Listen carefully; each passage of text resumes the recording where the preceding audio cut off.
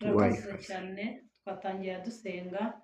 Mana data wa twese uri mu ijuru, mu izina rya Yesu Kristo turagushimiye. Tugushimiye ko uduhaye umugisha wo kongera kuvuga ijambo ryawe. Turagusabye ngo se udushyigikire, utugirire neza, uduteze amatwi hose. Twese dufungukire kumva ijambo ryawe kandi twongere tugwirwemo n'urukundo rwawe, kuko rufite agaciro muri iyi minsi, ruzatubashisha kuzagira iwawe mu ijuru.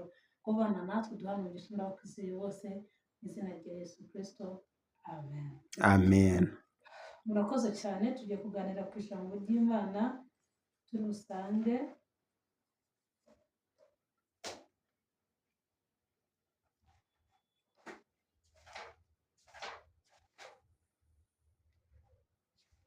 ijambo ry'Imana tugiye gusanga mu rwandiko rwa mbere rw'Abakorinto ibice 13.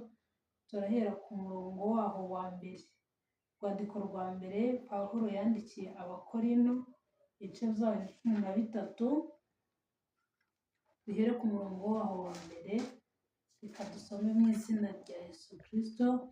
Ijambo ryiza cyane ritwibutsa urukundo rw'Imana. Nifuza ko abantu twakongera tugasaba Imana kugira urukundo rwayo. Reka dusome mu izina rya Yesu. Umutwe w'ijambo uravuze ngo urukundo ruhebuje byose kuba ingenzi. Umurongo wa mbere uravuze ngo nubwo navuga indimi z'abantu n'iz'abamarayika, ariko singira urukundo, mba mpindutse nk'umuringa uvuga cyangwa icyuma kirenga. Kandi nubwo nagira impano yo guhanura, nkamenya ibihishwe byose n'ubwenge bwose, kandi nubwo nagira kwizera kose, nkabasha gukuraho imisozi, ariko singire urukundo, ntacyo mba ndicyo.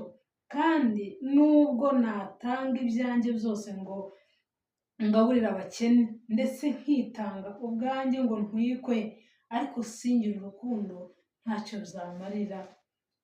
Kandi aravuze ngo urukundo rurihangana, rugira neza, urukundo ntirugira ishyari, urukundo ntirwirarira, ntirwihimbaza, ntirukora ibiteye isoni, ntirushaka ibyarwo, ntiruhutiraho